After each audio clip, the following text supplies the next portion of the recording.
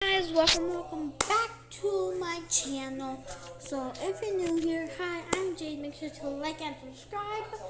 But anyways, today we're gonna watch his story, and I know today is not the weekend for me, but for me, as you can see, it's actually Tuesday, August 18th.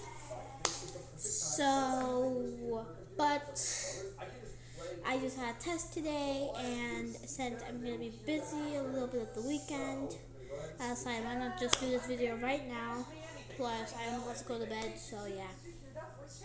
Anyways, let's get into it. I tore open my only Christmas present, and my eyes Oh wait, lit I up when pressed I the saw wrong the. one. Oh no, I I didn't. tore open my only Christmas present, and my eyes lit up when I saw the Pokemon pack in my hands. But when I ran into school with it, my friends were already sitting in a circle, ripping theirs open. Guys, I finally got a pack. I held it up smiling and went to sit down. But Alex instantly pushed me out of their circle. How many packs do you have? Only this one. Alex shook his head while the others laughed. You need at least 3.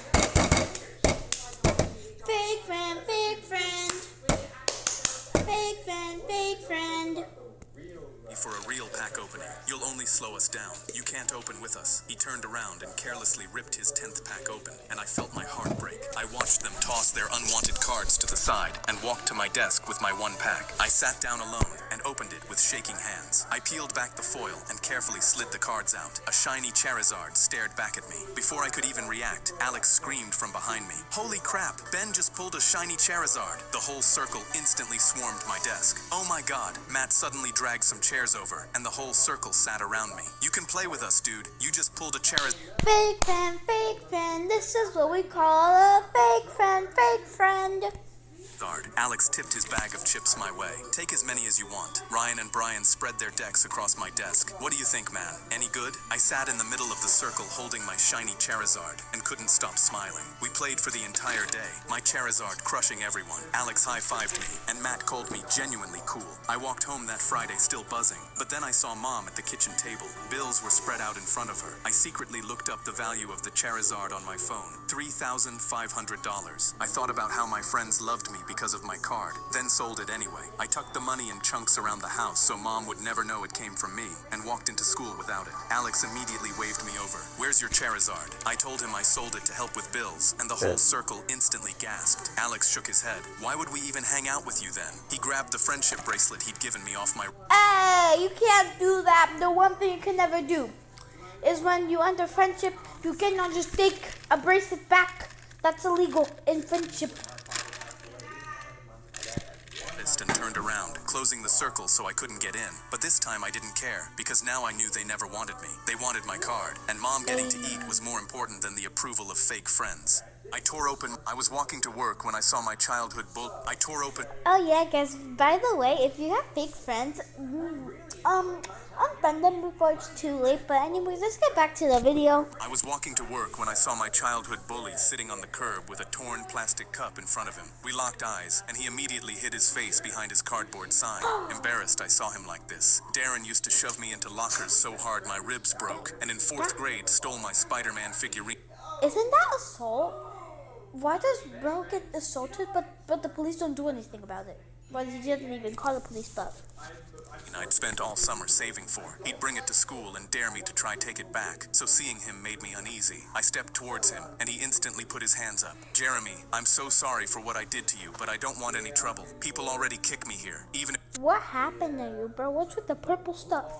if I deserve it. Please don't. I noticed the purple bruises around his face, and before I knew it, I was holding out a $50 bill. He shook his head, but I was already pressing the money in his hand and pulling out my packed lunch. What happened 30 years ago doesn't change today. Everyone deserves kindness. Why is bro looking so old? Darren teared up. I don't. I stole your Spider-Man Oh, figurine yeah, he's and 30. broke your ribs when you tried to get it back. He tried to hand it back to me, but I pushed it against his chest and stood up. I hope things get better. I walked away, having no clue what was about to happen next morning. I took the same route to work, but this time Darren got on his feet the second he saw me. He pulled out a brown paper bag with shaking hands. Look what I spent the $50 on. I flipped it upside down, and a brand new Spider-Man figurine dropped into my palm, just like the one he stole from me in 4th grade. I teared up. Why would you do that? Darren handed me my lunchbox, now empty but clean. Because you didn't give me $50. You gave me forgiveness and a chance to prove I've changed. I pulled him into a hug right there on the curb and offered him my couch. 30 years ago, he took my Spider-Man. Today, he gave it back.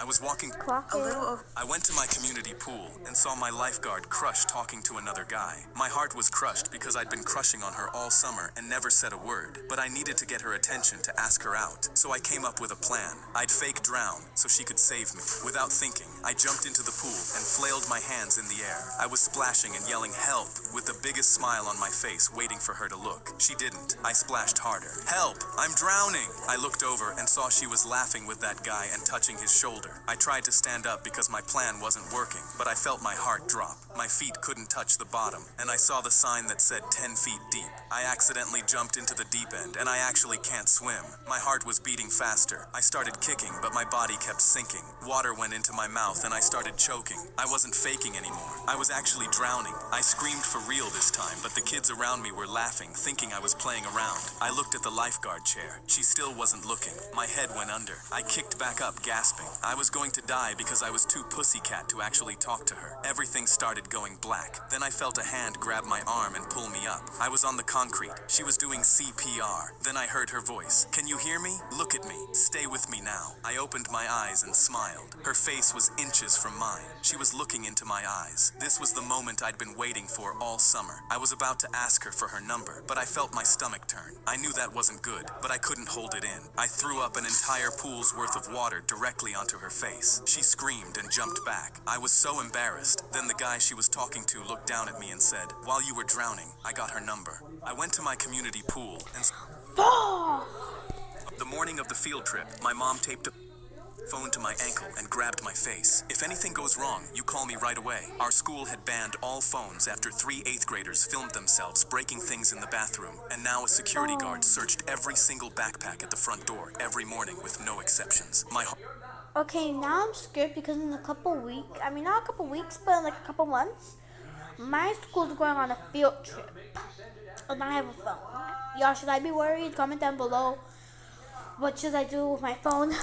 It was pounding so hard during the security check that I was sure the guard could hear it, but he just unzipped my backpack, looked inside, and waved me through. I climbed onto the bus with the phone still pressing against my ankle. I had no idea I was going to need it. 20 minutes into the drive, our bus driver, Mr. Pete, made a strange gasping sound and Yeah, but when it's strange gasping sound, nobody looked at him like, that's what I did. I thought I would do if I heard like that noise. I would be like, what is happening?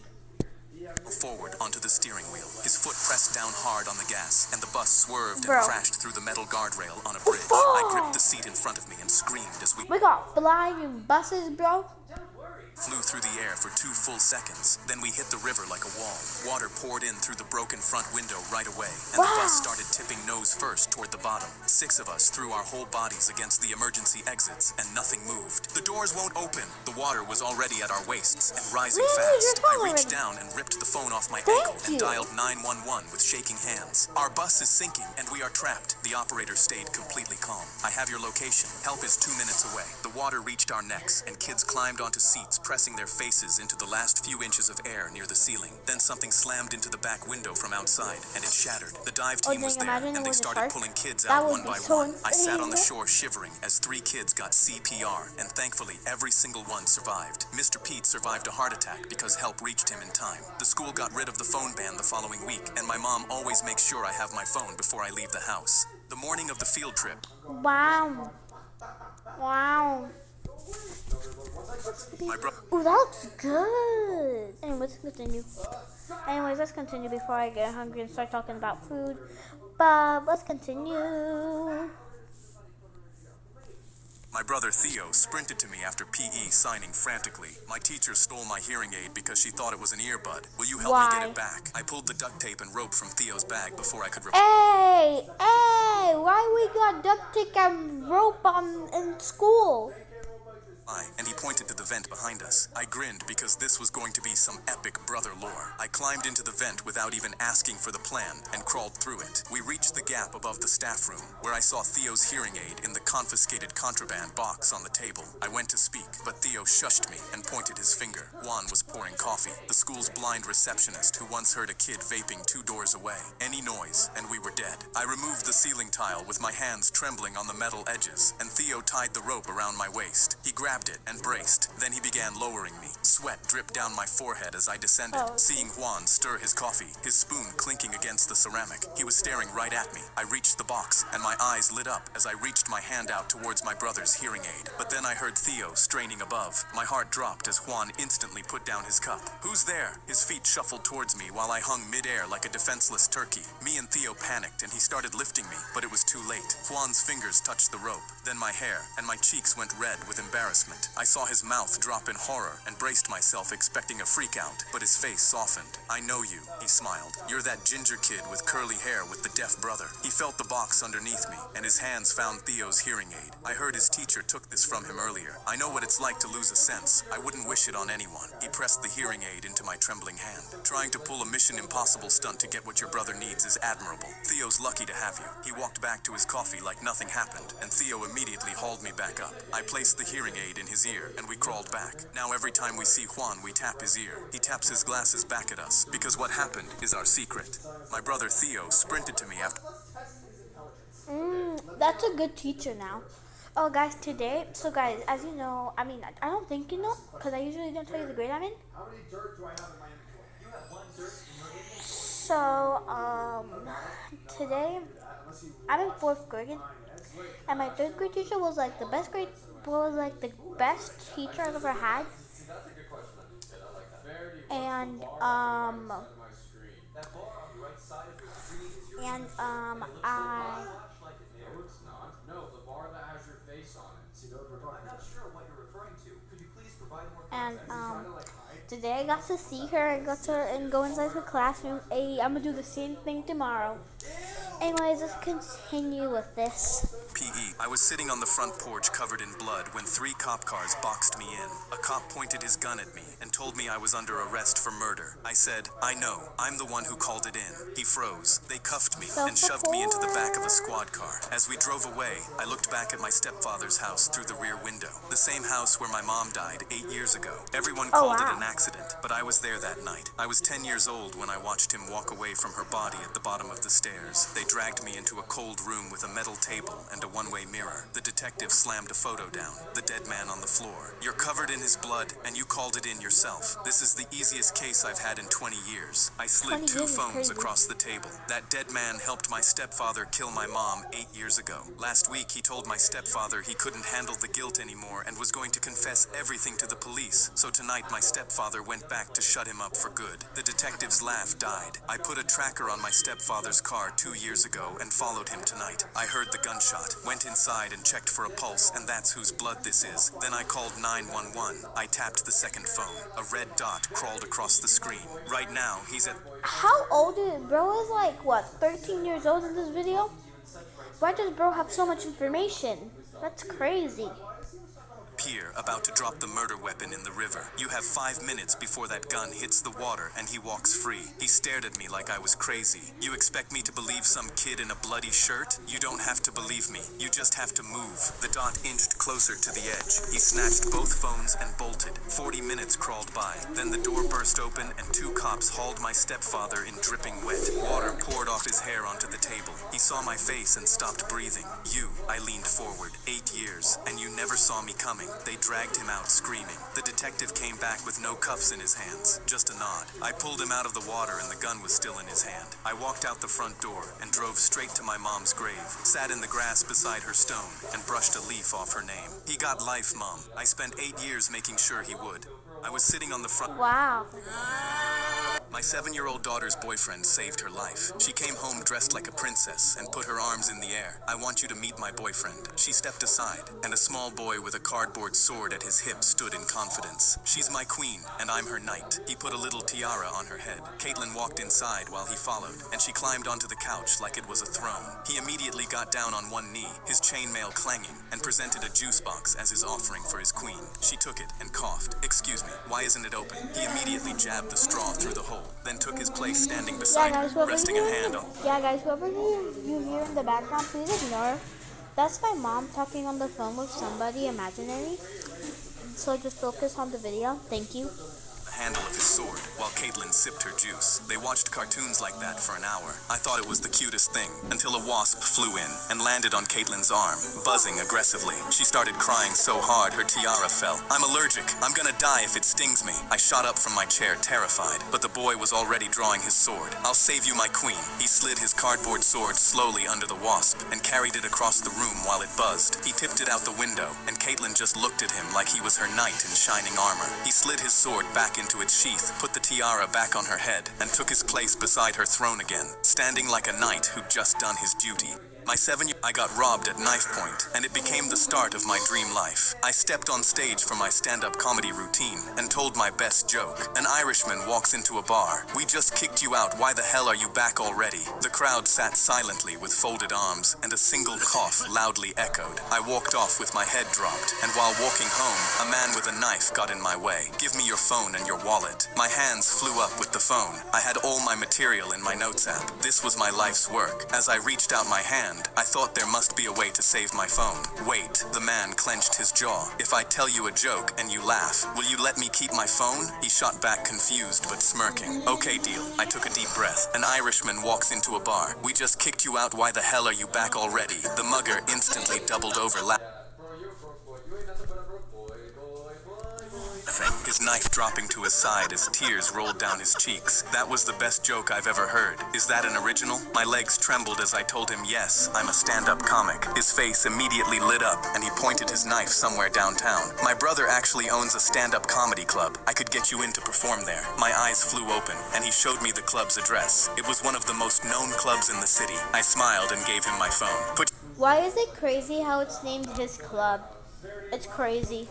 your number in. I'll definitely call you." I got robbed at knife point, and it became the start of my Wow, wait, let me see. Wait, hold on, did y'all see that?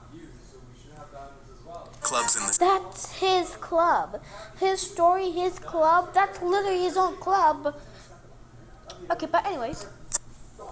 I was tearing my hair out over my multiple choice homework when my dog tapped his paw on option. Why is this Loki me during homework? No, actually this is every child during homework, except the pick-me. Or, not the pick-me, no, the pick-me is the one that most likely will do the hardest thing in homework, because they are a pick-me.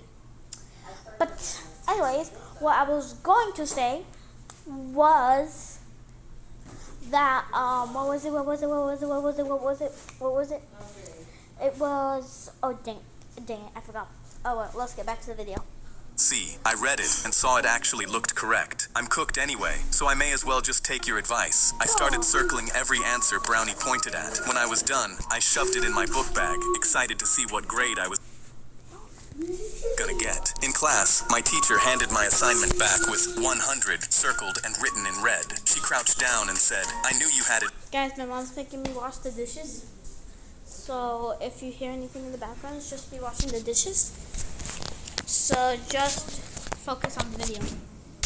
I was grinning ear to ear. I guess you could say I got that dog in me. She shook her head and sighed because she didn't know I had a magic dog at home. That night, I slid my homework across the table, and Brownie's paw came down the same way. I hugged him. "Brownie, how are you doing this? Are you a spy?" In response, he walked over to the dog treat cabinet and started wagging his tail, so I threw him some beef jerky. "You're the best doggy ever." I thought nothing could go wrong. So with every assignment the teacher would give me, I got lazier and started coming home to let Brownie do all the work. My parents even got got me a PS5 to reward me for working so hard, and I thought life was perfect. But a few months later, the teacher slammed down a quiz on my desk with a fat red F. I grabbed the page and frantically read the answers. Every single answer Brownie had given me was wrong. When I got back home, I shoved it in Brownie's face. Dude, what happened? I thought you had me. He didn't even blink. He dropped a fortune cookie message from his mouth onto my lap, then put his paw on my hand, like he wanted me to read it. I slowly picked it up. Lean on another, and you never learn to stand. He was teaching me not to need him. He failed me on purpose. Now when he trots over and lifts his paw toward an answer, I move it off the page and do it myself. Smartest dog I've ever met. I was tearing my hair out over my multiple. A girl I had never seen before sat down across from me in the college cafeteria and slid a $100 bill across the table. I need you to pretend to be my daddy. I spit out my Sprite. I'm serious. She told me her name was Mackenzie and showed me photos of a guy named John who had been showing up everywhere she went on campus. When she reported him to campus security, they told her he was not breaking any rules. Yesterday, he said he knows my schedule better than I do, and it sounded like a threat, she said, tearing her napkin into pieces. I need to do something before he goes too far. She tapped the 100. I was 26 with gray hair coming in early and wearing a polo shirt and sneakers my own father would have owned. I also thought Mackenzie was really cute, so I picked up the money. What do I have to do to be your daddy? She coached me in the stairwell. I'd pretend to be her overprotective ex-military father visiting from out of town. Call me princess, but say it like you would kill for me. She made me practice my daddy voice until she approved, and I would have practiced all day if she had asked. We were crossing campus when John came around the corner smiling with his eyes locked on Mackenzie like she was prey. There you are. She grabbed my arm and I stepped in front of her. Is this the guy you told me about, princess? John stopped smiling. Who are you? I grabbed his hand and squeezed until he winced. Her father just flew in this morning. He tried to pull away, but I held on.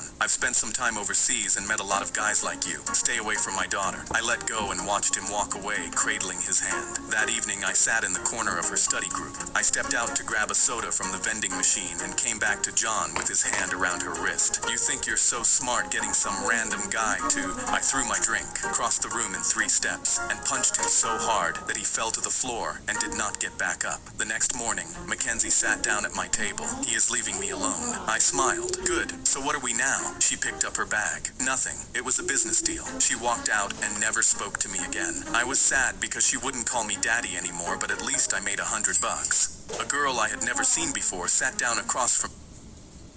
I pushed through my own front doors on my birthday and instantly fell to the floor. My sister was lying face down and motionless, with a kitchen knife streaked red beside her. I began crying, and as I picked up the knife, I swore I'd get revenge on whoever killed her. But then I turned my head and saw a woman outside on her phone, talking manically. I looked at the knife with my fingerprints, my sister's blood on my shirt, and realized I looked like the killer. I stood up and opened the door with shaking hands, but sirens were already blaring around me. I knew if they caught me, I'd be sentenced, so I just started sprinting into the woods ahead. It destroyed me to leave my sister, but then I heard footsteps behind me. 2 cops were 10 feet away from me, sprinting and yelling into their radios about the fleeing murder suspect. I shouted, I didn't kill her, while tears fell from my eyes and my feet hit the ground faster than they ever had. I ducked behind a tree to catch my breath and hid from the cops, shining their flashlights around looking for me. I opened my phone and stared at the lock screen of me and my sister playing catch when we were younger. I'd never see her again, and now I was running from my life. I wiped my tears and peered out, looking for a window to keep running. That's when I heard rustling behind me. I turned and felt impact before I could react. An officer had tackled me to the ground, slicing my forehead on a rock and pressing his knee into my back. I didn't kill her. I sobbed into the dirt. My older sister raised me. She was my everything. Moss filled my mouth, and that's when the cop flipped me around. They wiped the mud away from my eyes and shouted, surprise! It's a prank. It was my sister, standing in a cop uniform. All the other cops emerged, and I realized they were my friends in costumes. The woman who called the cops was wiping the blood from my forehead. My sister doubled over, laughing. Happy birthday. Your present is I'm alive and you're not in jail for murder. I looked at everyone, then passed out and fell to the floor because of the shock. I pushed through my...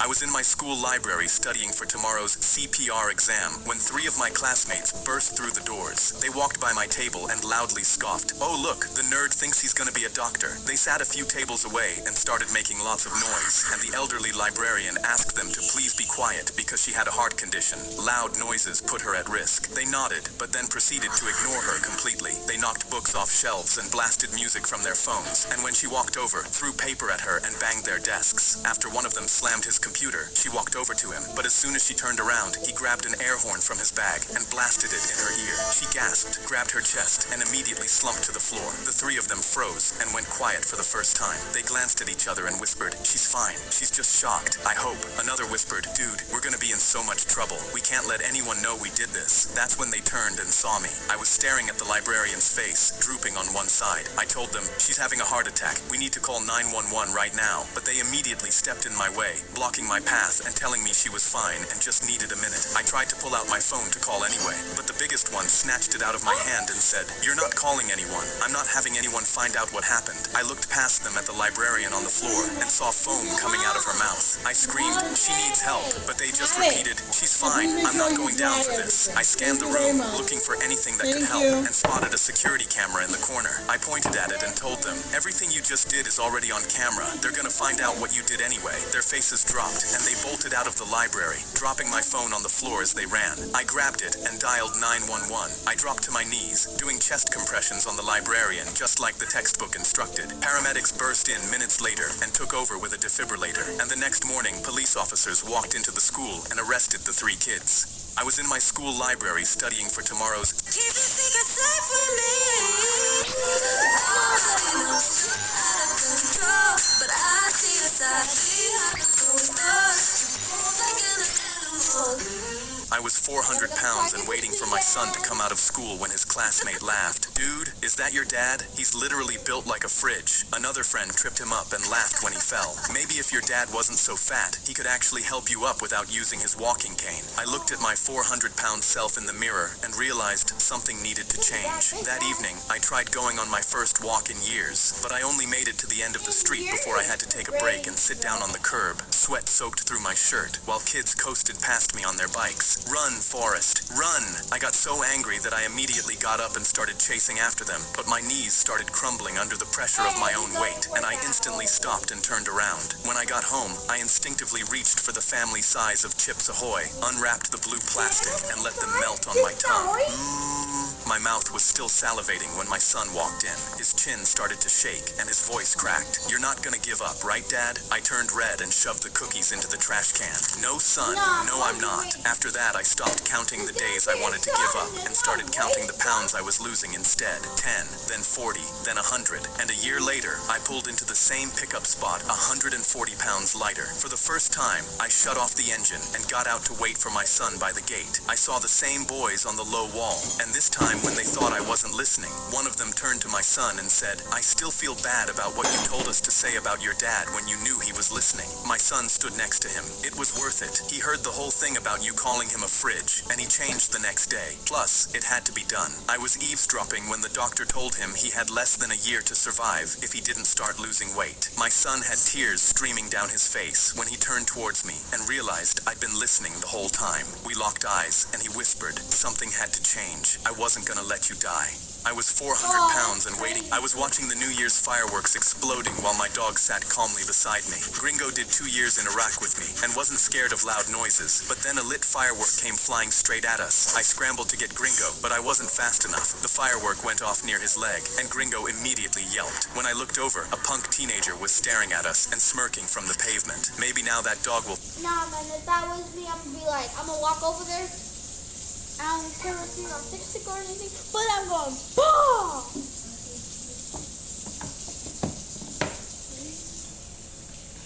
I'm going, BAH, BAH, BAH. If I had a dog. Sadly, I don't. I wish I did though. That's what I beg my mom for a dog.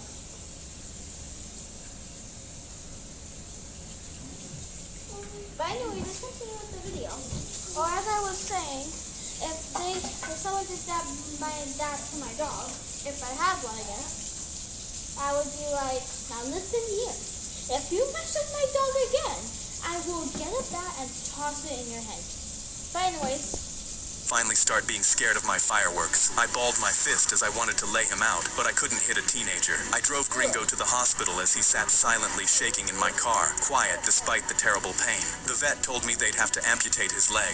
Gringo rolled home with me in a dog wheelchair for his back legs. The teenager stood right there with more fireworks in hand. Every day for the next 2 weeks, he set them off when me and Gringo walked outside. I gripped my head in horror because Gringo had started shaking and being afraid, something 2 years in Iraq never even did to him. I watched the punk bring a box of fireworks into his shed and knew I had to act. I called Hughes, the bomb diffuser I served with, and that night we were in the shed rigging his fireworks. We walked to his door and saw him through the window throwing darts at a board full of pictures of dogs. We rang and he opened. "Are you here to beg me to stop with the fireworks? Your dog can't take much more." He laughed, but then Hughes held up a sole firework. He stuck it to the punk's hand before he could reply, and I held up a detonator. "Now walk with us, or your hand goes boom." His face instantly went pale. "You're lying." But me and Hughes dragged him out to his backyard. Gringo was right there, watching. "Now we're gonna take your hand the way you took his foot." His legs began trembling, and he dropped to his knees, and I pressed the detonator. It beeped once, and I laughed. "Now I'll give you a 3-second countdown to prepare before it blows for real." I held my finger inches from the button. 3, he cried. "No, please. I'll do anything." 2, please stop. 1, P was running down his leg as Gringo wagged his tail. 0, I pressed the button. The punk closed his eyes and pressed his hand into the dirt, but nothing happened. "What's going on?" he said through tears. Me and Hughes got in his face. "I wanted you to feel the fear my dog felt, but because I'm nice, I won't actually take one of your limbs, even if you deserve it. But if I see you light another firework, then I will. You got it?" He shook his head like a bobblehead, pale and shaking, with snot running down his nose. I unstrapped the firework and sent him home with his delinquency problem resolved. I was watching the New Year's fire. The owner of the mansion smirked. Oh, Mom, can I go to Target this weekend? I need Cat's Eye's new album. They have it at Target. Plus Karoli. Shook my hand, promising he'd give me $100 if I made his lawn look perfect for his party this evening. I spent the next 4 hours in the July heat, trimming bushes, bagging fallen branches, and mowing 20,000 square feet of lawn until every blade of grass was perfect. I rang the doorbell to show him the work, and he grinned. "Great, this is perfect. Now get off my property." He shut the door without giving me $1. I stood there feeling my heart drop, my hands blistered with all the work I did. I rang his gold doorbell and said he promised me $100, but he cracked his door open and laughed. "I don't owe anybody a damn thing. This is how the real world works, kid. Get lost." He slammed his door, and I looked out at the spotless marble fountains I'd just wiped. This man owned a house worth millions and wouldn't give a kid $100. That's when I got an idea. If he wasn't going to pay me for my work, I was going to leave my work here. I started dumping everything I'd cleaned from my bags against his marble door. He wouldn't be able to open it without gallons of cut grass and tiny branches falling into his hallway. He immediately opened the side window, his face red. "I have the mayor coming over. What do you think you're doing?" I shrugged. "Since you won't pay me, I won't take my work with me." I began pulling ceramic garden gnomes from his flower bed and stacking them onto the pile. I rolled his waste bins over and pressed them against the door too. The pile reached his canopy. He tried to shove it open, but only moved it an inch before a garden gnome and some dirt fell onto his head and inside the house. He pushed it closed and stormed back to the side window. Okay, I'll pay you." He shoved a $100 bill towards me. "Just please take your stuff. I can't let the mayor see me like this." But I sighed. "You see, I worked overtime because of this, and overtime is double. I will need $200. He gripped his head and pulled out his diamond-encrusted wallet. "Take it. Take what you need." He began throwing money at me. I counted $400. Then I smiled and reached into my pocket, pulling out a tiny dirt-covered plastic shovel, the one I'd used to de-weed his lawn. I pressed it into his hand. "Welcome to the real world." I laughed and walked away while he screamed out the window, "I couldn't do this," right as the mayor's car pulled in. The pile was still there.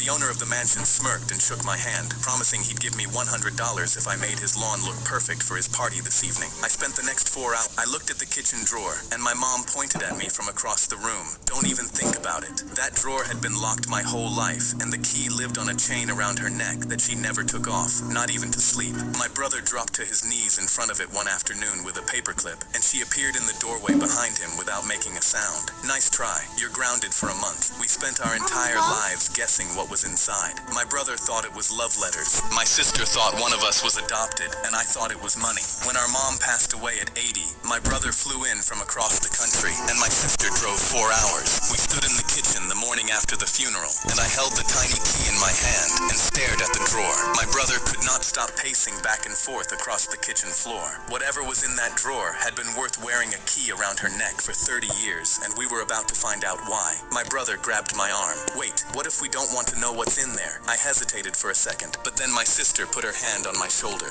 We need to know the truth. My brother stood there for a moment, then nodded. You're right. They both peeked over my shoulder as I put the key in and opened the drawer. Inside was one tiny plastic trophy with a cheap gold film on it. My sister unfolded the note underneath it and read it out loud. Mr. Hutchins gave this 4th grade spelling bee trophy to Barb Moskowitz, even though I was the better speller because he never liked me. So I went back that night and took what was mine. We all started laughing because it turned out Mom sure knew how to hold a grudge, but I was disappointed that we didn't find a bunch of money. I looked at the kitchen drawer, and my mom pointed at me.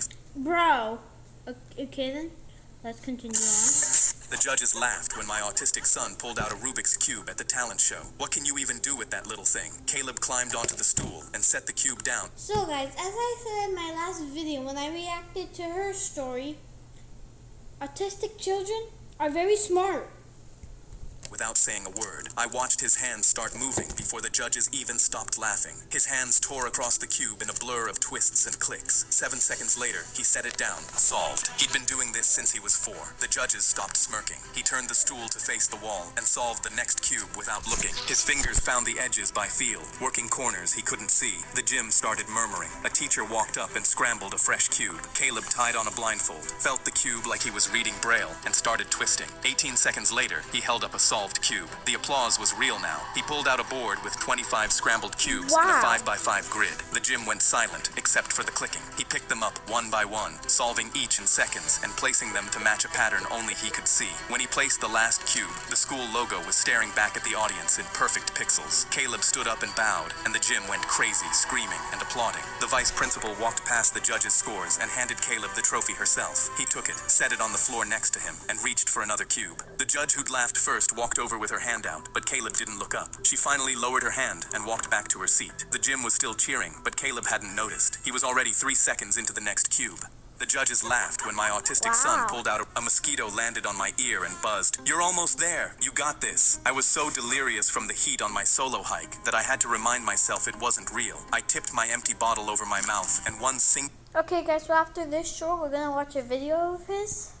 drop landed on my tongue. The mosquito came back and waved, and this time I heard it say, "Turn left, you'll find water." I face-palmed myself because I couldn't believe I was about to listen to a mosquito, and I turned left. 50 feet down, in the shade of a boulder, sat a full water bottle. I touched it, and it was ice cold. Beads of sweat ran down the plastic, like somebody had just taken it out of the fridge. The mosquito kept cheering. "I know you're lost, but you can trust me." I uncapped the water and guzzled it into my throat, and I figured that the hydration from the water would snap me back to reality, and the mosquito would disappear. But after finishing the entire bottle, it was still there. It buzzed. "Now let's find the exit." I laughed and said out loud, "What the hell is going on?" But it was already flying ahead of me, staring like it was waiting. I followed the buzzing through the brush, turn after turn, while the mosquito counted the turns off like it had walked it 100 times. Eventually, it led me to the parking lot, where there was one car sitting in the center. The car door opened, and a man climbed out, stretched like he'd been waiting on me, and smiled. "Oh good," he smiled and pointed at the mosquito. "You found my friend." The mosquito lifted off my ear and crossed the lot toward him. I stood there holding the empty bottle, my brain refusing to catch up. "Don't tell anybody about this," he said, pulling his door open. "Nobody's gonna believe you anyway." He backed the car out, and I pinched myself to see if I was dreaming. But the mosquito was still sitting on his dashboard, and the man rolled the window down. The mosquito buzzed. "Don't forget to order an Uber home."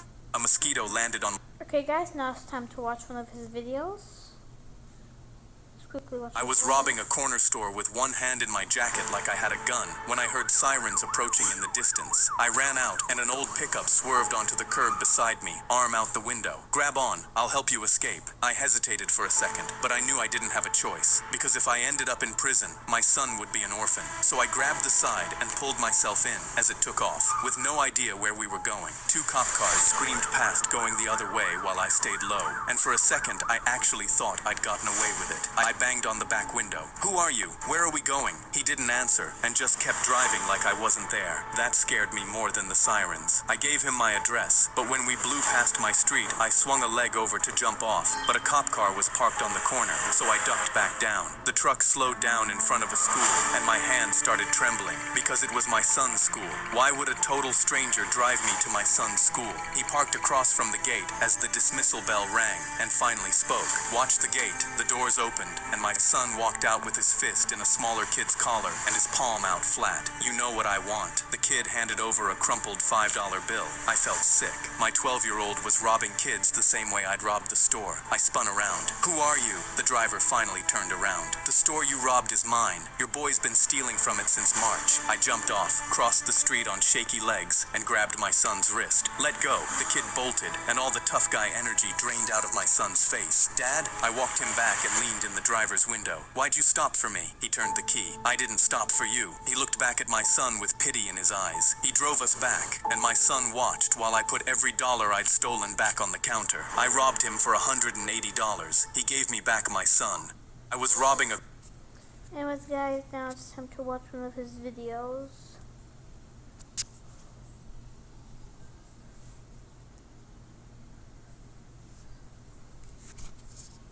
Wow. It should have been me, not Chrissy. Nothing makes sense anymore at all. Nothing. Even as I stood on the snowy cliff, looking out at the Great Divide, I was still unable to take in the beauty of what I was seeing, because I was so damn angry that it wasn't me. I had just enough gear for the next 5 days, and I told my mom that I was just going on a camping trip. That wasn't the truth. The truth was far uglier than that. I hadn't planned on ever returning unless I find Chrissy. But when I tell you that what happened on this trip was life-changing, it's an understatement. I started walking out towards the snow-covered mountains without a real plan or understanding of what it was really like to face the elements. All I could see was Chrissy's face at her 12th birthday party when she opened the gift I got her. It was a snow globe that was from Switzerland. Her eyes lit up and she wrapped her little arms around me. "Do you promise to take me to Switzerland one day?" "I do." I shouldn't have made her a promise that I couldn't keep. She smiled so sweetly and said, "I feel bad for all of my friends at school that don't have big brothers that watch out for them and buys them cool gifts and stuff." That warmed my heart. "I love you, Chrissy. I love you more." As I kept making my way up the mountain, my lungs started to burn as I got higher and higher. I hadn't thought of how to handle the altitude. I was just following a very direct path that led 20 miles out into the snow-capped mountains, because that's where Chrissy was last seen. Who took her, why they did it, or how she got there still remained a mystery. I just had to reach the ridge in this photo. I stared at it every night laying in bed, reliving the night she got taken over and over in my mind, desperately hoping for some kind of a clue or a sliver of a memory of something I missed that night. I was haunted by the events of her saying she was going to the bathroom and never returning. We were playing checkers, and I can still see her walking away, then looking back over her shoulder at me in her red t-shirt and jeans. I was horrified by how the events that night played out. I knocked on the bathroom door because she was gone way too long. "Chrissy, Chrissy, you okay?" All I could hear was the howling wind blowing in from the window inside, and thought to myself, why would she open the window? It's way too cold outside, although she loved finding oak trees out in the woods. But after calling in several times, I grew terrified, bashed through the bathroom door, rushed in to see she was gone, and the window was open. I climbed out through the window and searched all around the cabin for her. "Chrissy, Chrissy!" I dropped to my knees, scanned every inch of ground around the entire cabin. No, this can't be happening. "Chrissy!" I rushed into the surrounding woods and searched for 3 hours, but found no footprints or tracks of any sort. I dropped to my knees in the snow, horrified in shock. I covered my face and wept, feeling that I was to blame for this. She was taken under my watch. I used my snow spikes to stab into the mountain as I made my way up. The altitude was definitely affecting me as I started to get nauseous. I had barely eaten or slept in 3 weeks, and my energy was waning fast. I climbed up to the top of a flat hill, looked up at the sky, and saw thick gray clouds swirling and spinning above and heading directly for me. I looked around and saw no cover at all, except for a large rock. The snow started pouring down like an avalanche from the sky. I ran behind the rock, dug out a small hole for myself to hide in, and knew that I had to just wait it out. I burrowed into the hole like a beaver as the snowflakes came down in a barrage of white, making it impossible to see more than 6 inches in front of my face. Only my head was barely above the snow. I was instantly covered and started to get even colder than I expected. I was wearing 6 layers, but regretting not having 7. I closed my eyes and worked on slowing down my breathing, knowing that I would have to. Get storage that puts small spaces first at CubeSmart Self Storage. Rent today to get your first month free and up to.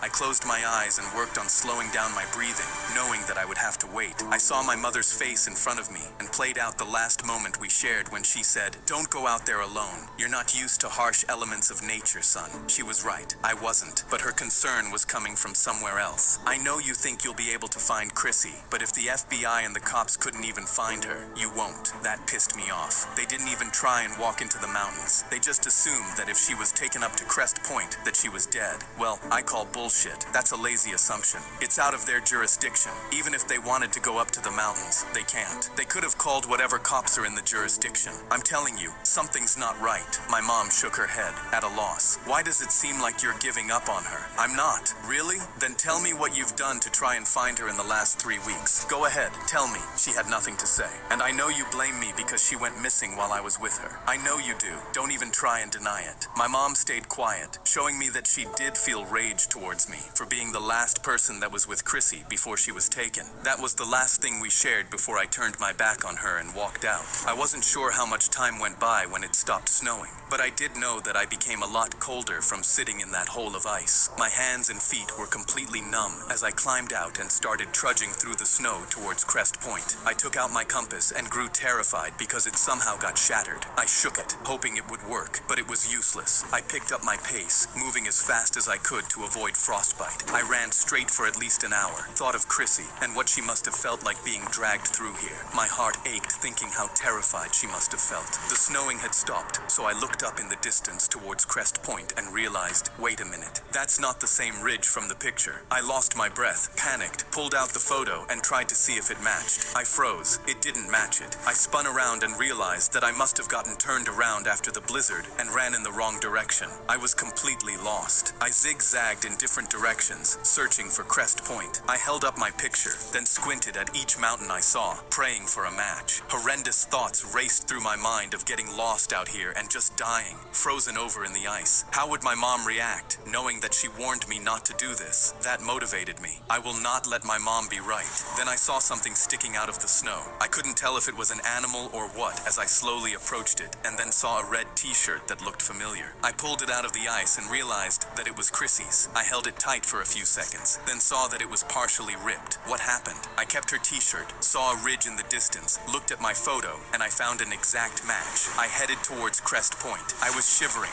almost uncontrollably, and kept my pace up as fast as I could move. I made it out to a flat clearing of ice that seemed to go on for a mile or so, then stopped cold when I saw something moving under my feet. I looked closer and saw a fish squirming under a thick sheet of ice. My spine tensed up as I glanced around and realized that I was standing in the middle of a frozen over river. I wasn't sure where it began or where it ended. I stepped as gently as I could, then heard a high-pitched cracking sound. I looked down and saw a crack underneath my foot start to extend out. I started running towards the nearest edge of the shore. The crack started to spiderweb out and seemed to appear from everywhere. My heart raced as I felt the ice start to sink, break, and shift below every step. I sprinted for my life and knew that if I was to fall into the ice, I would surely freeze to death. I was an ex-college track athlete and ran as fast as my cold legs could take me. I was only a few feet away from the edge of the shore when I felt the earth tumble down and I fell into frigid, stinging water. I gripped onto the edge with my hands and dug my fingers onto a small piece of brush. Only half of my body was below the water in the hole, and I started pulling onto the brush, but I pulled it so hard that I ripped it out of the ground and slipped backwards, fully immersed into the hole and the water. When I felt that ice-cold water hit my lungs, my entire system went into a shivering spasm. I bobbed my head back up to the surface of the water and gasped for air. My entire body was uncontrollably shaking. I saw my sister running towards me with tears in her eyes. She knelt down to me, offered me her hand. I gripped onto it, used it to catapult myself out of the hole and onto my back. I sucked in air, looked over for Chrissy, and saw no one. She She was an apparition, a ghost that I created to help save me. I prayed that it wasn't her real ghost, and she was dead. I got up, did my best to dry off my clothes and shoes, but knew that I had to keep moving. If I stayed too still, the cold would only get worse and make its way down to my bones. I ran and ran and ran, and finally reached an area that had more tree cover. No matter how hard and how long I ran, I still couldn't warm up since my clothes and shoes were soaked through. I saw a piece of cloth hanging from a tree branch and stopped cold. It was a piece of Chrissy's jeans. I could tell by the pink pony she had drawn on the back pocket. My heart ached. I also wondered, why were her clothes being staged as if they were clues for me to find? Or were they? I looked through the trees and saw a glimmer of hope. A log cabin. I rushed over towards it. Hello? Hello? Is anyone home? I checked the front door, and it was bolted shut. Then I tried to pop open any of the windows, and they were all locked. I was so panicked that if I didn't get inside, I would freeze to death. So I grabbed a rock and hurled it through the window, smashing it through. I climbed in and saw a very lived-in cabin that was a lot larger than I thought. A hallway led to several rooms that all had closed doors. Hello? Is anyone here? I'm really sorry about the window, but I'm freezing. I noticed a burning fireplace in the corner, which showed me that someone had either just left or was nearby. I didn't care. I was way too cold, so I stripped down into my underwear, hung up my clothes over the back. Anybody want to become a medical assistant, I think Stepford will be the great way to go. Stepford really did push.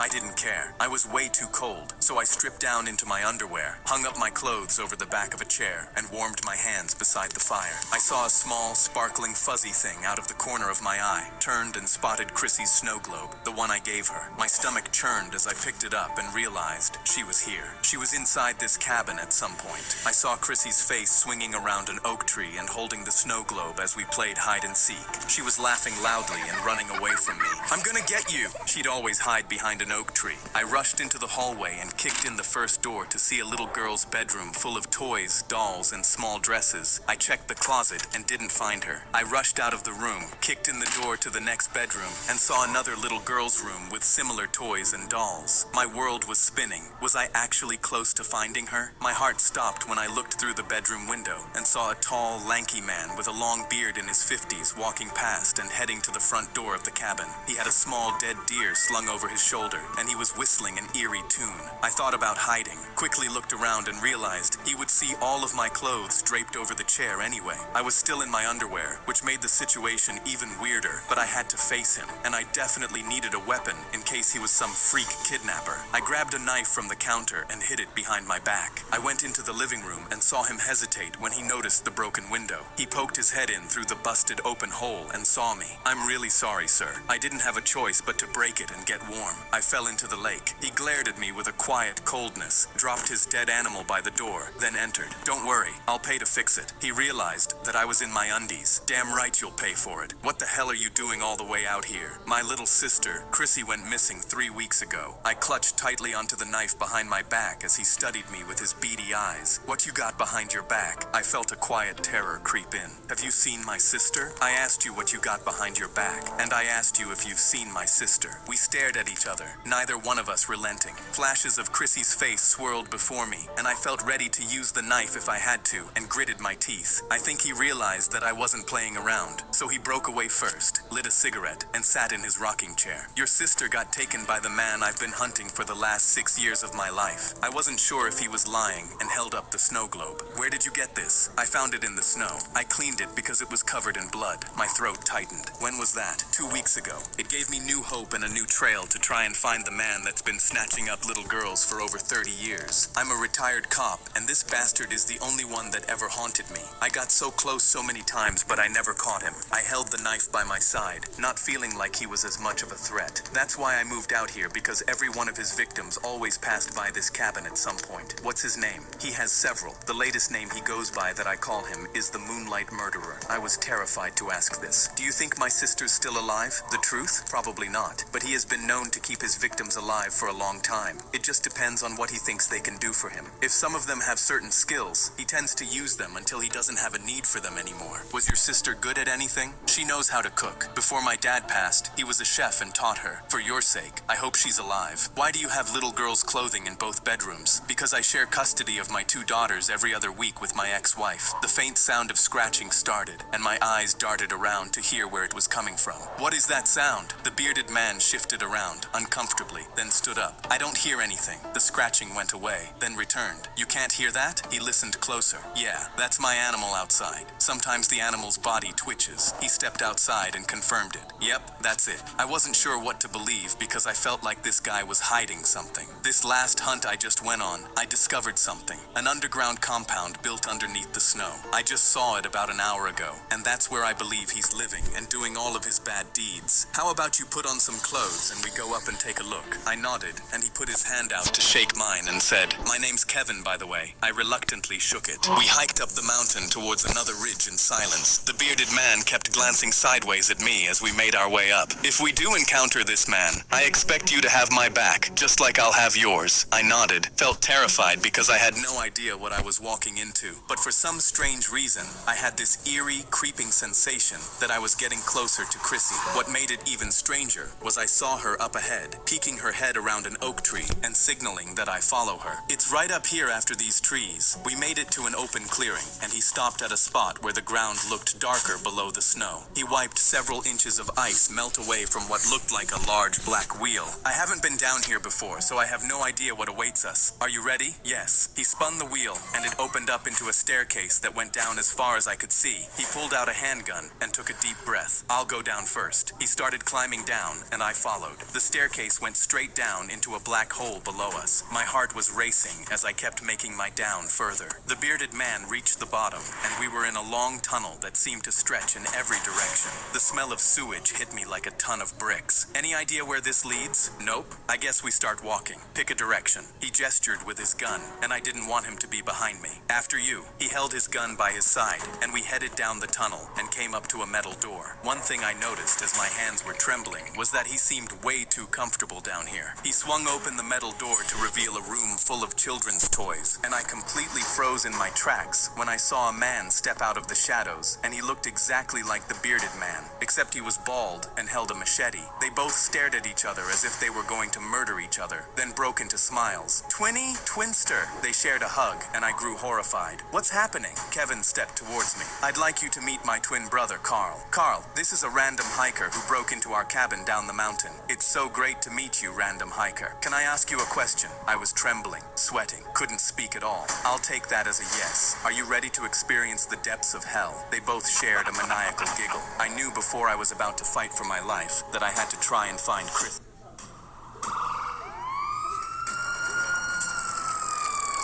Jeez, Rob, too much more of that and maybe I won't be dead. I was about to fight for my life that I had to try and find Chrissy. "Before you show me your hellish landscape, what did you do to Chrissy?" "Oh, Chrissy was a lot of fun, and that girl can cook. Man, I mean, she's a rare talent. Is she still alive? What do you think?" I had no idea. Terror and pain gripped me. Kevin stepped towards me. "I'll give you a little hint, hiker. That scratching you heard back at the cabin, she's underneath the floorboards." I trembled. That scratching sound was her fingernails trying desperately to get my attention. My guts burned, knowing how terrified she must feel. Why go to all the trouble of luring me out here with leaving Chrissy's clothes for me to find? They glanced at each other, and Carl spoke. "What can we say? We love the thrill of a cat and mouse hunting game. You see, we have a goal, and that goal is to compile as many bones as possible and go down as the most notorious serial killing family in the history of the world. Because there isn't just 2 of us. There's a whole secret network of us, and no one will ever stop what we're building." I could barely get my head around what he was saying as my terror only grew. "Enough talk.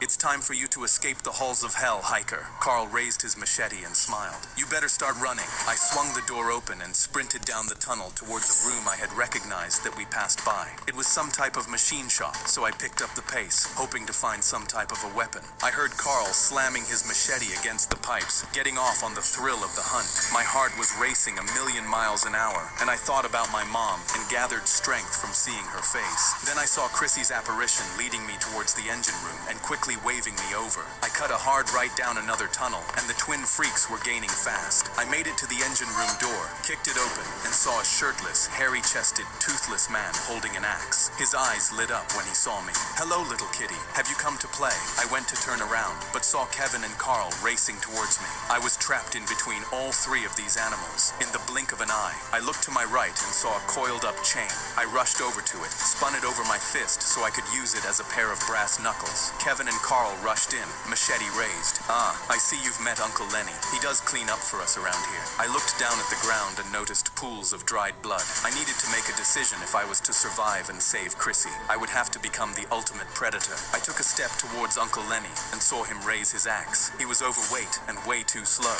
One advantage I had was my speed, so I rushed towards him, wrapped my chain around his neck, used it to catapult around him, and choked the living crap out of the ugly bastard. His face turned red, then purple, and he started trembling the harder I choked. Kevin and Carl panicked, rushed towards him, and tried to loosen the chain from around his neck. They failed, and he dropped. I swooped up his axe, ducked under Carl's machete as he swung it at my head, and slammed my axe into his chest. Carl dropped, and Kevin's eyes bulged out in horror. "No! No!" He held his brother in his bloodied hands and wept. I grabbed the machete off of the floor, raised it high in the air so I could end this madness. Just as I was about to end Kevin, I heard a loud pop go off, looked down, and saw blood seeping out of my chest. In the doorway stood an old, frail woman with gray hair. I dropped the machete, clutched onto my chest wound, and thought, I didn't make it. This is the end. I failed. I face-planted into the cold, hard floor, and everything turned black. I slowly saw the eerie haze of flashing yellow lights, felt blinded by it, then felt a soft, little hand touch the side of my cheek. I fully opened my eyes, covered the blinding light, and saw what I see. I felt the sting. My eyes covered the blinding light, and saw what I truly believed to be an angel in that moment. It was a girl, and her face was blurry. "Chrissy, is that you?" I looked closer and lit up when I realized that it was indeed Chrissy. I felt the sting of pain and relief, and I hugged her close. Chrissy wrapped her little arms around me and didn't let go. "I knew you'd come and find me. I knew it. Of course. I was the only one that would never, ever quit looking." I sat up, looked around, and realized we were trapped in an underground basement with no doors or windows. Then a shooting pain traveled through my midsection. I glanced down and saw that someone had wrapped a bandage around me. I heard a compartment unlock, looked up, and saw a trap door swing open and Kevin looking in. "Hey, hiker, I wanted to welcome you to your new home. I hope you and your sister are ready to be my ultimate slaves." He laughed and shut the trap door.